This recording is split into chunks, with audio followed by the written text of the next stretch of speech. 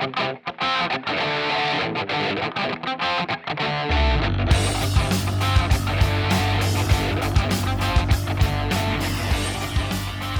welcome to My Comic Crush.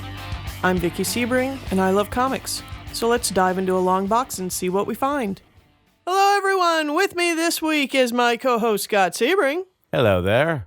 And we are continuing our month of Mutant Independence. Mutant Independence. Woohoo! We are picking it up with New Mutants number 18, 19, and 20 from Volume 1. These were originally published August through September of 1984.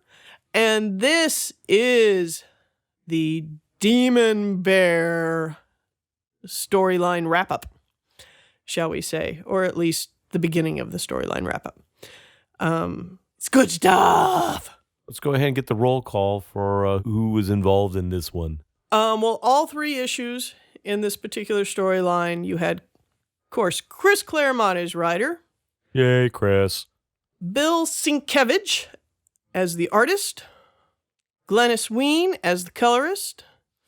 My favorite name in the whole world, Tom Orzeszkowiecki as the letterer. Ann Nocenti as editor. And, of course, Jim Shooter was editor-in-chief.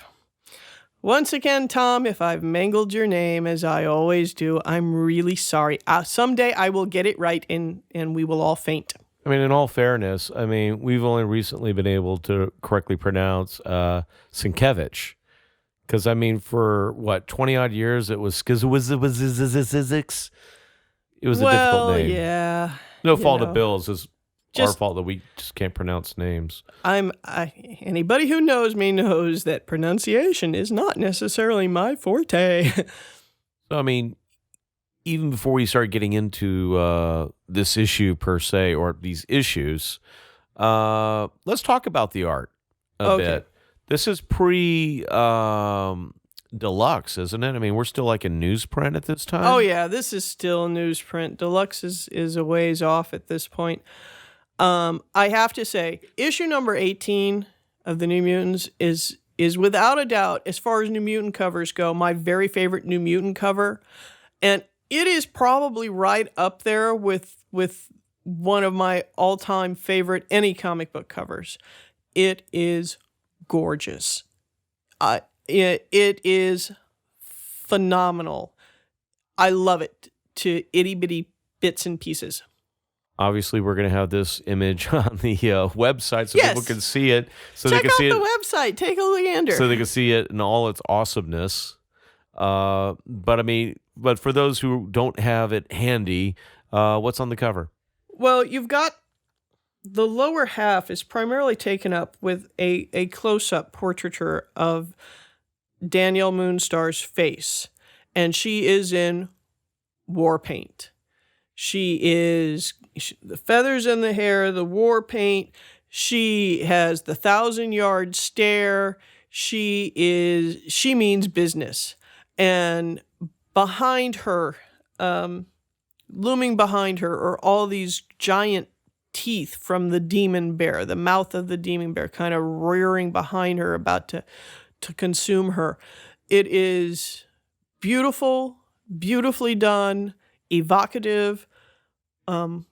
It's a very painted cover. It's gorgeous. It is a very painted cover. As opposed to your standard linear, outline. It is beautiful. And I have to say, for my own personal taste, I am very much someone who loves the photorealistic school of art. I love George Perez, and I love Paul Gulacy, and Bill Sienkiewicz is not necessarily what I consider to be that school of art. He's a fabulous artist. Don't get me wrong, because this is like apples and oranges. Everybody has their own little personal taste. But as far as covers go, I love his covers. He is I think his art shines so brilliantly on covers. I think the the fact that you get so much room to see what he's doing. Well, I think also the covers, I mean, it's just a little bit of a technical aspect of it. The covers also can hold a lot more of the color and the depth of, because he's got a very painted style. He has a very painted or in some instances almost sketchy. Well, I mean, he was so cutting edge for when he came out. If you really think about what there was comic books nobody like him. No. It was like, what? There was nobody else like him. And I can remember seeing this cover and being just like, whoa. It blew me away. I thought it was one of the most beautiful things I'd ever seen at the time. It really is. It has that impact that a great piece of art will have on you sometimes, or at least it did for me. It's like I can remember the first time I saw a Gifford painting at the Los Angeles County Museum of Art. It just like stopped me in my tracks. It like, boom, it's like, this, it's like this just reaches out and grabs you.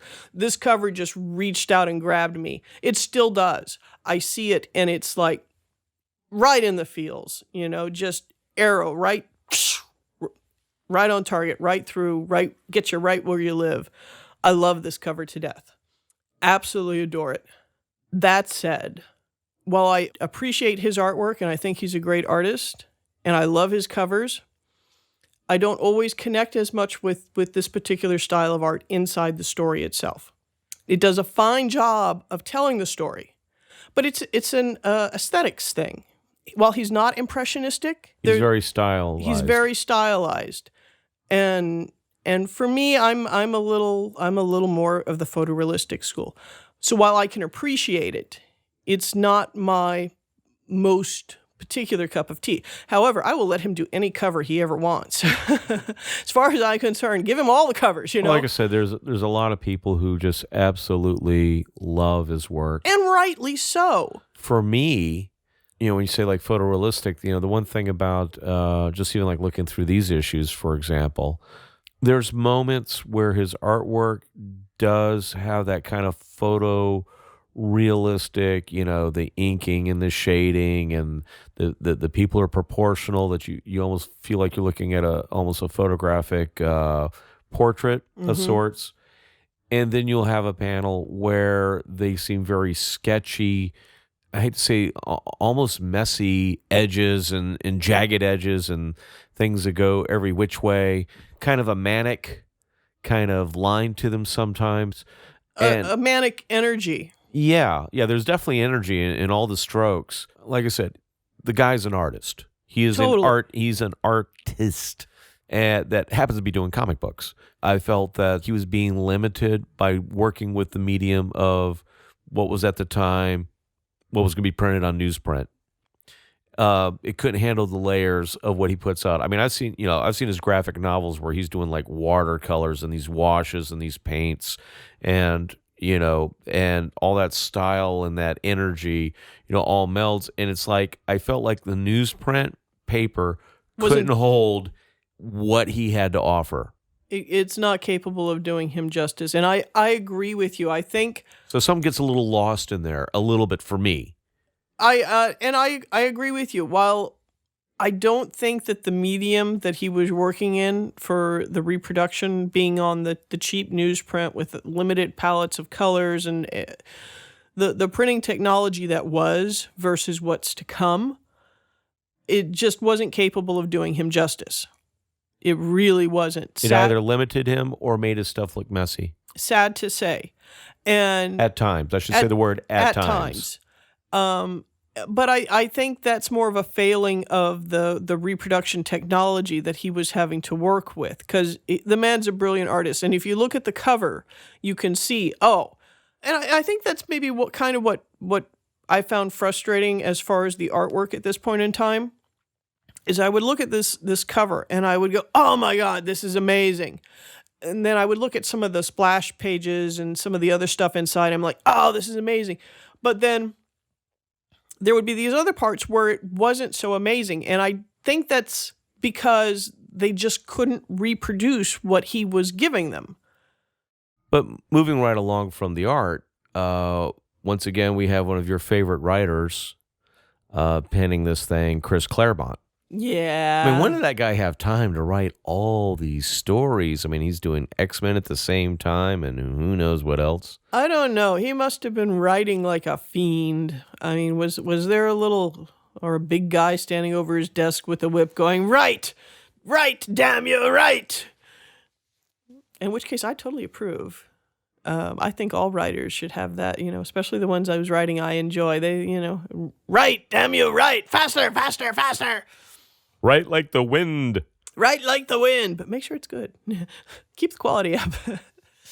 I'm such an addict. Yeah, no, he's a busy boy. So anyway, what was it about this particular storyline, do you think? Danny has always been my favorite New Mutant. And the demon bear has always been pivotal to her personal story. The bear killed her parents. That's why she was an orphan.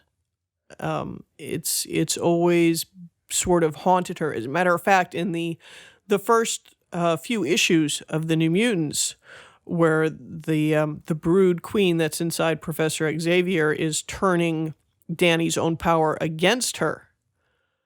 Part of what's stalking her is her greatest fear, which is the demon bear. It's always been something that's inside her personal story, her personal fears. And this is where it sort of comes to resolution. This is where she faces her fear. She goes out alone to face and confront that which she is most afraid of. And not only what she is most afraid of, that which has already claimed the most precious things in her life from her. I mean, it killed her parents. This is heavy stuff. Now, does she face it at this time because, I mean, is it something that's just always been right there for her to possibly face? Or is it that it's near? It's near. It's kind of come to a head, come to fruition.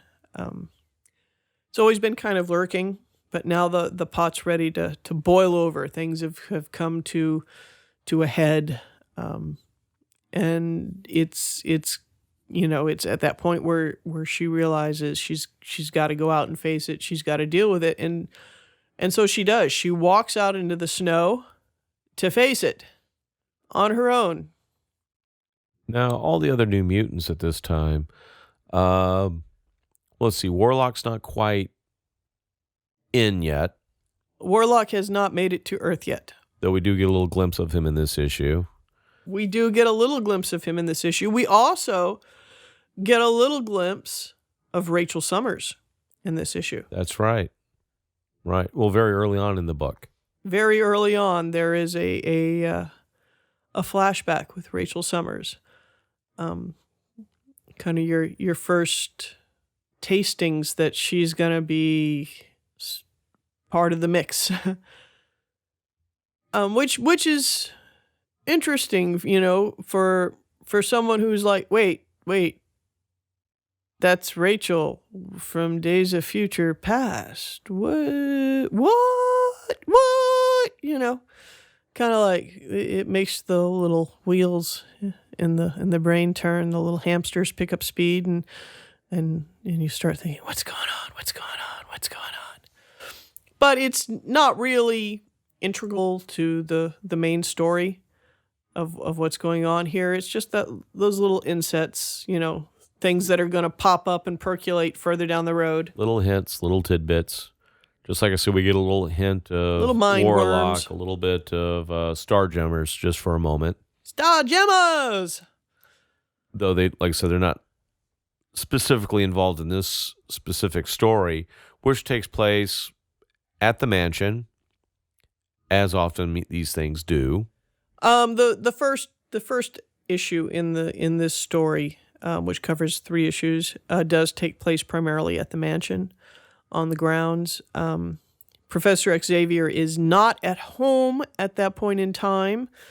The kids are pretty much on their own, not for long periods, but, for the evening, he's out doing some business and stuff. What's the roll call right now for the New Mutants in this lineup? This lineup, we have Sam Guthrie, who's Cannonball, Roberto de Costa, who is Sunspot, Ron Sinclair, who is Wolfbane, Ileana Rasputin, who's Magic.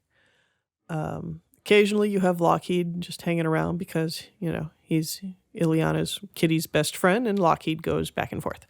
And you have Amara, and I'm spacing on Amara's last name at the moment. Forgive me, but Amara, who's Magma. And, of course, you have Danielle Moonstar, otherwise known as Psyche, who the issue primarily circles around. Especially 18. You get a little bit of everybody else and a few flashes here and there, but it's 18 is especially Dani's story and Dani's moment, her moment of reckoning, as it were, her coming of age, and when she walks out into the snow to face her demon and do battle against what has been such an ominous presence for so long in her life. And it literally guts her.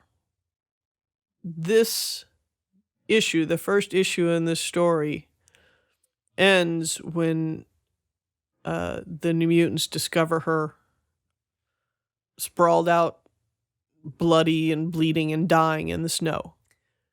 And so the remainder of the storyline in the next 2 issues takes place pretty much in the hospital, or not. Could be elsewhere. Could be both. Hard to say. Kind of weird. Kind of metaphysically. Well, when you start dealing with, planes of reality, it becomes very subjective. Yeah, and you're also dealing with mystical forces here. Dani is Native American. She's Cheyenne. There's a lot of that mythology and belief system woven through in her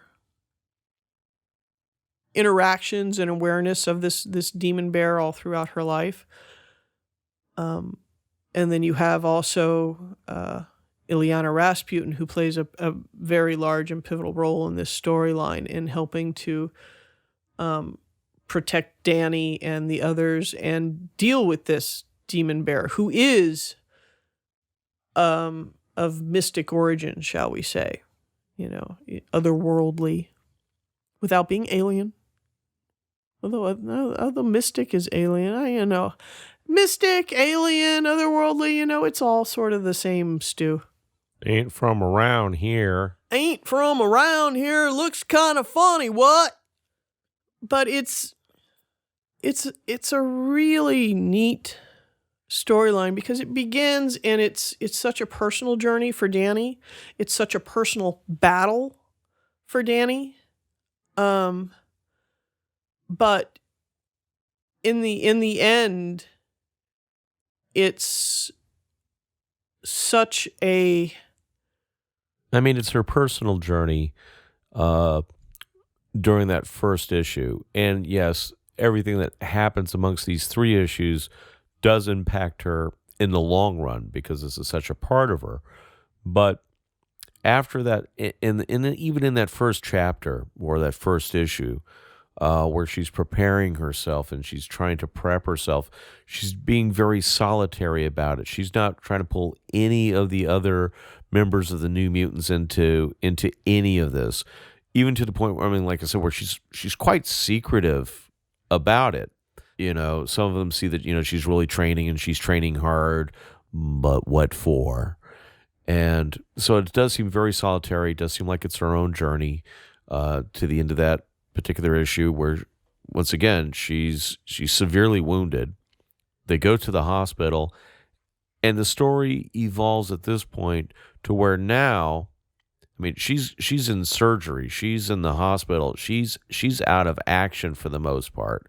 So it's everybody else. The team is awakened by what's happened to her. As a matter of fact, a teammate is literally awakened because of their link, which is Wolfsbane. Wolfsbane, yes. Danny and she have a psychic link when she is, because Danny has psychic links with animals, and so when she transforms into the wolf form, or even her wolf half form, she and Danny have a special psychic link, and they can communicate that way. So when Danny gets injured, it's Wolfsbane, wakes up from her sleep. Something's up, and alerts the rest of the team. And now the team's aware, but everybody has their own individual role, baggage, concerns, thoughts on the matter.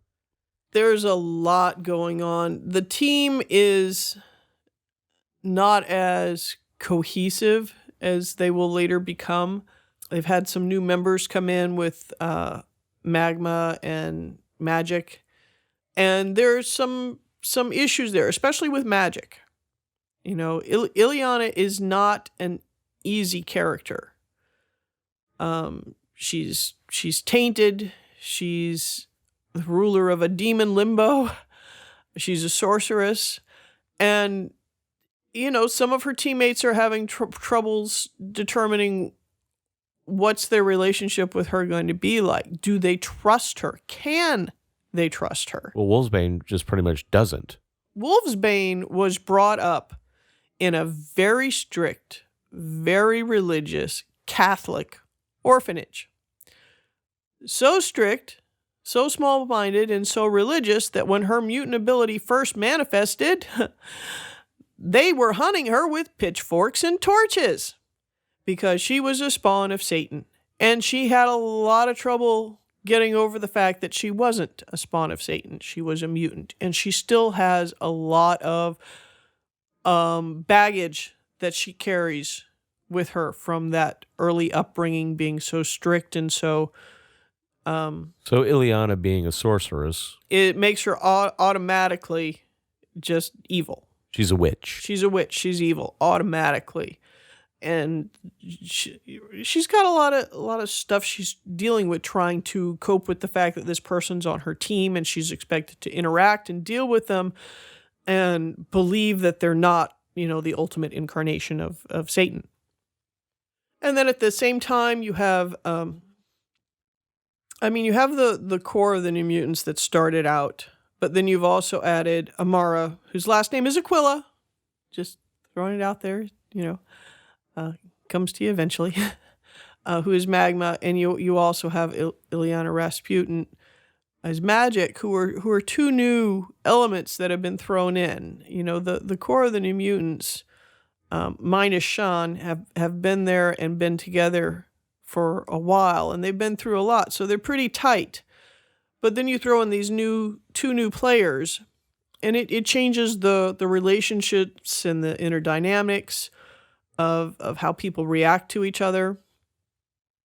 They're also teenagers, so you get, so-and-so like so-and-so is attracted to so-and-so, and,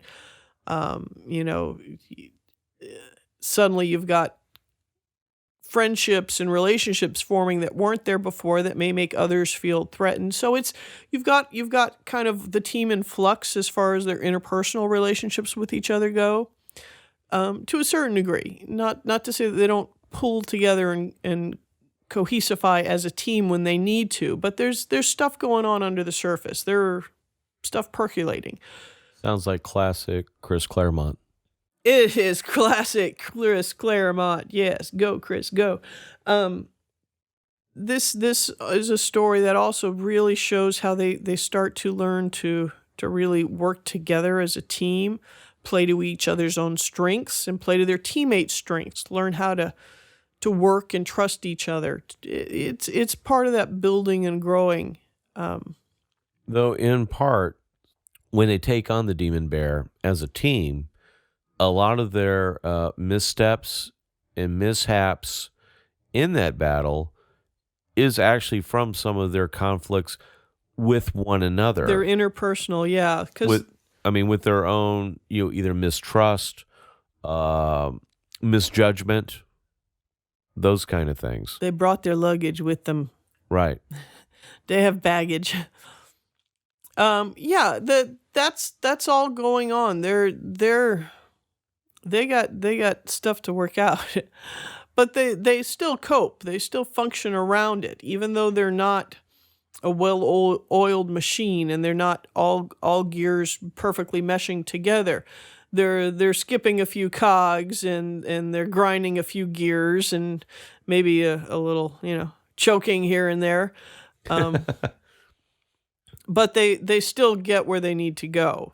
Some people are blinded by their mistrust. Some are blinded by their crush. Yes. On other members. And you even have cases where, like, for example, Ileana is still discovering parts of her own powers. Many of them are. And she is a much more complicated case than they are because, first of all, she's a mutant, she's a cursed demon child, and she's a sorceress. And so much more. I mean, eventually we'll get around to talking about the Magic Limited series where you find out what actually happened to her and while she was in limbo and the crap she had to deal with and go through. And you'll be like, oh yeah, she got baggage, man. She got baggage. But the New Mutants have only started to scratch the surface. They don't, they know an inkling, but they don't know. They don't know the full story. Nobody knows the full story but Ileana. So you got all sorts of stuff you're dealing with there. And just like the New Mutants, especially some of them more than others, have problems trusting her, she has problems trusting herself. She's not naturally or intrinsically evil. This is something that was forced on her, that was implanted in her. And so she has trouble trusting herself. She has trouble knowing where she begins and this other thing is and how much can she trust it. And boy, is it complicated. But getting back into these three issues, which, I mean, this all plays a factor into it. This all plays a factor because you've got some certain powers and abilities of her that are starting to manifest inside this particular scenario. But, you have certain dynamics of like I said, Xavier's not around. Their schoolmate is injured and taken to the local hospital. Mm-hmm. The surgeons, are working on her, and the rest of the New Mutants, they all, these surgeons and the hospital people, they don't know they're mutants. No, they know they're from the school, but they don't know what that means to be part of that school. Yes, and because of what's going on, that hospital very quickly finds itself under siege. Right. By the demon bear. So you've got all these non-combatants, people who aren't in the know, have no clue what the hell's going on. You've got a surgery going on that needs to go on and cannot be interrupted. And then you've got the New Mutants trying to deal with all of this without any parental authority figure because there's a blizzard and he's been snowed out. And they're trying to keep their abilities on the down low. Right, and try and keep everything cool and chill and on the down low. Piece of cake. I mean, there's like a local cop that's there, and for a moment he thought he saw Wolfsbane as a wolf or in her half wolf form, yes. Half wolf form.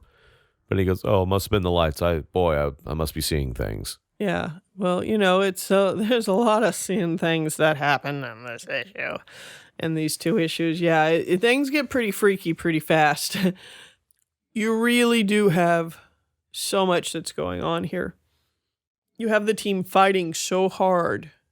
I mean, you have the surgeons fighting so hard for Danny's life, but you have the team fighting so hard for Danny's life as well. Despite their problems and their issues with each other and stuff, they're really trying to make it happen, to do what they can, to figure this out and figure out how to deal with something that's not just a purely physical threat. There's more going on here than just a monster you can bash at until it's defeated. Like I said, it's like a spirit being. It's a spirit bear, yeah. I mean, they inevitably have to battle the bear on its own turf. Yes. Which is like on another plane of existence, as it were. Yes. Even though they're technically still in the hospital. They're actually somewhere else. Someplace else, who knows where. Yes. Or in time, or what have you. Once again, they battle, they work together. Spoiler, they defeat it. Spoiler, they defeat it, and Danny is saved. Danny is saved, and big shock, the bear is not what you thought it was. Yeah, I'm not gonna. No, man, we're not gonna tell him what it was. Not gonna tell you what it was. You gotta read it and find out. But the bear is not what you thought it was. Yeah, there's some major shockage coming up in the resolution, and there's also some major aftermath to be dealt with. Some pretty serious mojo that just can't be explained away. Professor X is probably going to have to mind whammy a few people. What would you say is some of the bigger highlights of this? Why you think it sticks with you? Well, the first issue in the storyline especially sticks with me. I mean, the fight scene between Danny and the bear when she's on her own and facing it. I think it's safe to say we should just even describe how big is this bear? It's huge! He's not just like some normal bear, not even like some grizzly bear, not even like some polar bear. He's freaking huge. He's 4 stories tall. 4 stories tall. Wider than a house. Wider than a house. Claws bigger than Danny herself, He's freaking huge. He's been eating his Wheaties. This bear has not only been eating his Wheaties, he's been taking his roids. He is steroided out. Demon bear on Wheatie steroids. He's a freaking huge bear. But the fight scene, and especially, Bill's art in that fight scene is just amazing. The storytelling that is there, especially with the artwork, because there's not a lot of dialogue going on in the fight scene between her and the bear. It's mostly a visual told by the artwork, but it is so well done. It is so evocative. It is just eloquent. Really, really eloquent. I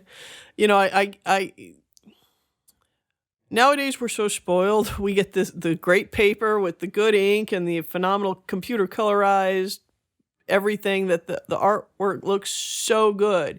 They can put the color on and it stays there. You can put the color on, it stays there. The depth of color, the choices you have. We are so spoiled with what we can get nowadays as far as our art in this medium of comics, that I can't help wishing that I could have seen this comic, this particular series of issues produced in that medium. I think it would have been, parts of it even now and the limitations of the newsprint and stuff are so stunning to me. They are so amazing to me that I can't even imagine what it would be like to see it in a deluxe format. But gosh, I wish I could have. I so wish I could have, Anyways, I really want you guys to check it out. If you are a New Mutants fan, this is such a strong storyline. If you are a Bill Sienkiewicz fan, there is some of his phenomenal early work here, even though it is on newsprint and maybe not always the best because of that. I imagine it's in a deluxe trade paperback somewhere. Yeah, but it's still being reproduced as what it was. It's not like it was produced for that medium. So I think you do kind of At least it'll be on white paper. Well, yeah, but I think you do kind of lose a little something because of the limitations, that you knew you were working with. But it is so worth checking out. And it's one that you find yourself thinking about years down the road. If you're a New Mutants fan, check it out. If you're a Bill Sienkiewicz fan, check it out. If you're a Chris Claremont fan, check it out. Just check it out, okay? It's a good story. It's a good story, and it's well worth the read.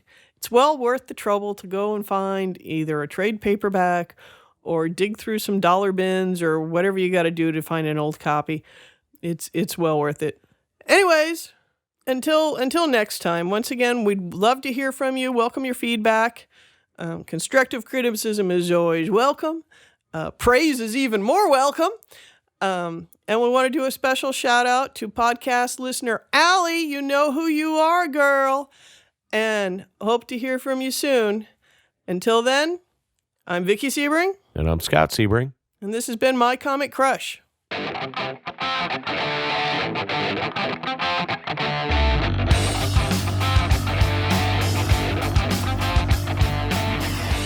My Comic Crush is a production of Sebring Arts. Executive producers Vickie Sebring and Scott Sebring. Sound production and theme music by Scott Sebring. Special guest provided by Blackmail and Shameless Baking. For more episodes in this series, you can visit our website at mycomiccrush.com or find us on iTunes, Podcast Republic, or wherever fine podcasts can be found.